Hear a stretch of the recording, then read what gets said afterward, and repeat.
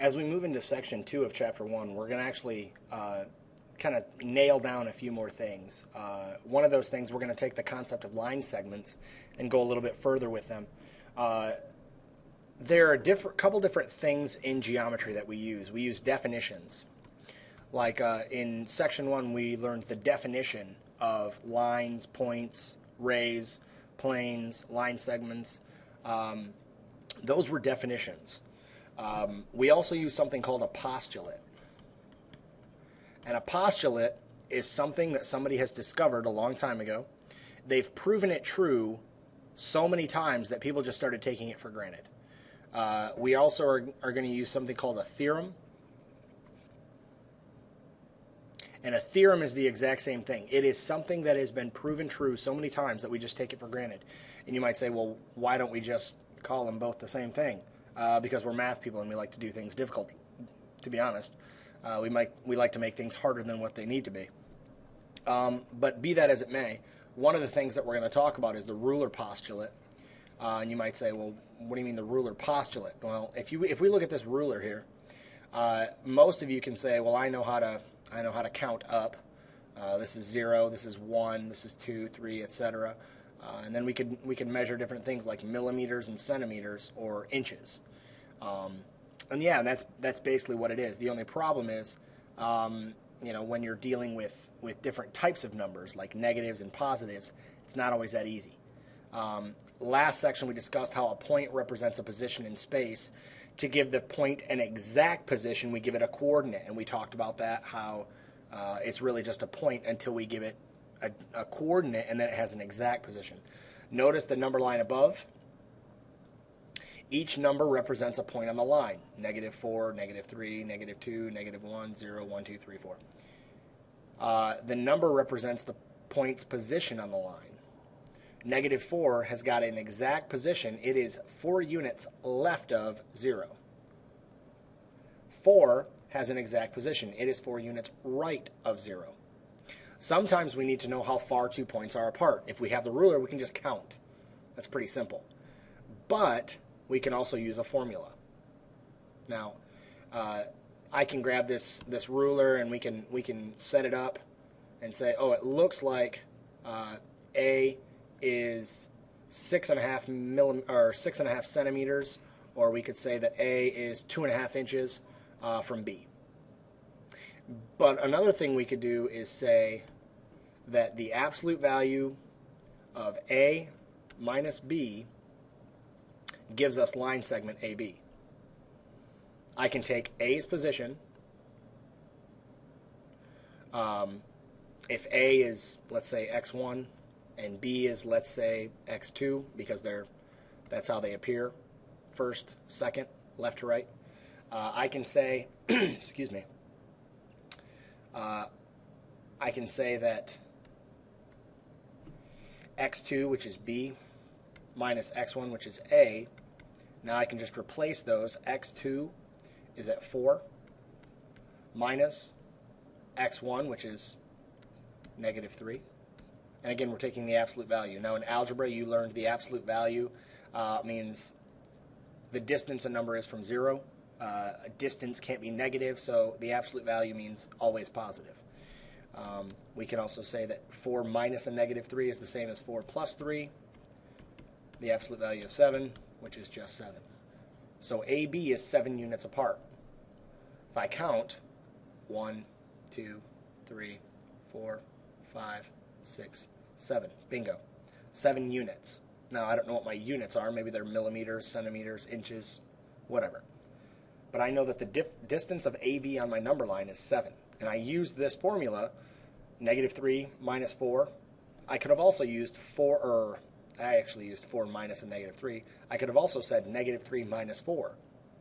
Now, let's try that. The absolute value of -3 minus 4 is the absolute value of -3 plus a -4, which is -7, but it's absolute value, which means it can never be negative, so it's +7 again. You could go A to B or B to A. Either way, you're going to get the same answer, 7 units, using the ruler postulate. The ruler postulate is a great way to to find out the distance between two different segments. And we're actually going to talk later in the year about something called the distance formula, which is another way to find the distance between 2 points. Let's measure ST, okay? And we can actually use a couple different things. We can use the Ruler Postulate, or we can just count. In this case, we're going to count. Let's measure ST to the 10th of a centimeter. Well, here's 1 centimeter, 2 centimeters, 3 centimeters, 4 centimeters, 5 centimeters, 6 centimeters, 7, and then we have 0.1, 0.2, 0.3, 0.4, 0.5, 0.6. So we're at 7.6. Or I could use the Ruler Postulate. And I could say T is at 8.6. T is at 8.6. S is at 1. If I say 8.6 minus 1 is 7.6, absolute value of 1, the absolute value of the other gives me 7.6. 7.6 is the distance of ST. Using the Ruler Postulate, now listen, you're not always going to have a ruler, sadly. I don't know how many times in the real world you just don't have a chronograph or something that measures distance, or a ruler or a tape measure. But there are different ways to find out, your distances. One of those being the Ruler Postulate. Again, look at what we did. We took the position of T, which is at 8.6. Now notice it's not 8.6 from S. That's its position on the ruler. S, its position is at 1. So we subtracted the 2. And you could have gone left to right, right to left. It doesn't matter. You could have said 1 minus 8.6. Do the absolute value, gives you negative 7.6. But again, the absolute value of negative 7.6 is 7.6. So you get the same answer. The next thing we're going to talk about is the segment addition postulate. And what the segment addition postulate says is if you have this small segment, we're going to call it AB, and you add this segment, we'll call it BC, then you actually have a larger segment called AC. Now that makes sense. If I go from A to B and then I go from B to C, I just went the total distance AC. Well, we're going to use that information, or that theorem right here, or that postulate, excuse me, to actually solve for some pieces. We're going to use that to kind of find out different information. This is really, really useful when you're looking at a map. You might say, well, Mr. Gentry, I just plug in my TomTom and GPS. Well, God forbid you ever have to use that a map. We want to find the measure of GH. We want to find this distance right here, G to H. So the first thing I'm going to do is I'm going to go back to my algebra skills, and I'm going to actually write a mathematical sentence that tells me what this line segment is. The total line segment is FH. FH. That's the entire thing that I'm looking at. And I know that equals this segment called FG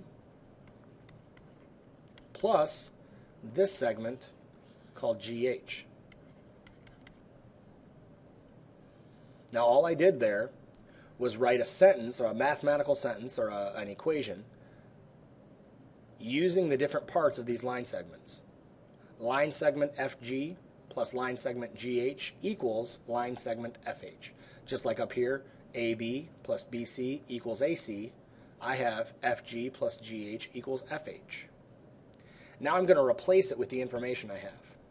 One of the things that they gave me was this. They gave me this distance is 36. But what is 36 actually, as far as what is 36? Meaning which segment? Hopefully you're telling yourself the total segment, the whole thing, FH. FH is 36. So I'm going to come over here and I'm going to replace FH with 36. Then I'm going to say, oh, they gave me another piece of information. They gave me this. Something is 21. But specifically, what's 21? You might say, my brother. That's how he, goes out and gets his booze. Well, not really. hopefully you see that FG is 21. So we find FG in our sentence, we replace it with 21, and we drop down everything else that we still don't know. Now this is a mathematical equation, okay? Just like I solved all through algebra. Now I need to find what GH equals.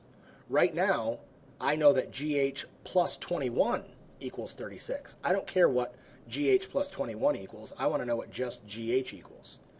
Right now I'm adding 21 to GH. I need that 21 to go away. So I'm going to do the opposite of what I'm doing right now. I'm going to undo this addition by subtraction.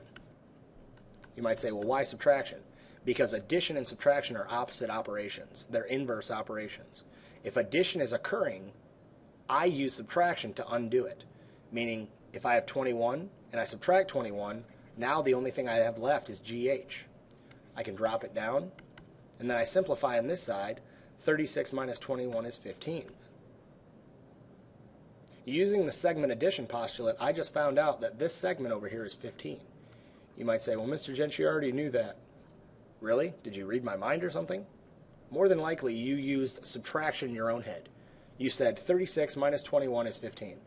That's exactly what we did. So you did the segment addition postulate without even realizing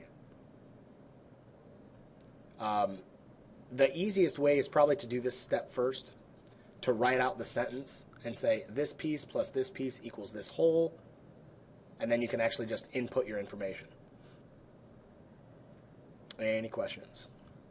Let's go ahead and look at our guided practice. You're given 2 line segments here, and I want you to find the distance of both of those line segments using whatever skills are at your disposal. Maybe you use the segment addition postulate. Maybe you use the ruler postulate. Use whatever is at your disposal to figure out the length of JK and the length of LM. Pause the video, and when you're done, go ahead and hit play and we'll see if you were correct. All right, hopefully you had long enough to solve for the length of J and K. We got JK to be 12 and LM to be 9. And you may have said, well, I just counted the boxes. Okay, well, that's the tool that you used. You have a numbering system already set up. You said 1, 2, 3, 4, 5, 6, 7, 8, 9, 10, 11, 12. JK is 12, and you said 1, 2, 3, 4, 5, 6, 7, 8, 9. LM is 9. That's exactly right, and that's totally fine. Another way that you could do it was say JK, the distance of JK, is the absolute value of J minus K. And that's using the ruler postulate. Well, J is at -6, K is at +6. So the absolute value of -6 minus +6. Well, that's like saying -6 plus a -6, which is -12. The absolute value of a -12 is +12. You and I got the same answers, even though we did things a little bit differently. The same thing with LM. I said the absolute value of LM is the distance L minus M. Well, I just replaced L and M because L is at +3, M is at -6, 3 minus a -6. Well, that's the same as saying 3 plus 6 because minus and negative is the same as plus. So the absolute value of 3 plus 6, which is 9, the absolute value of 9 is 9. We got the same answer. We just went about it 2 different ways. That's totally fine. As you go through this year, you're going to find out that I might do it one way, you might do things another way. As long as we both get to the same answer and the same answer is correct, it really doesn't matter. So let's go ahead and take a look at your homework tonight.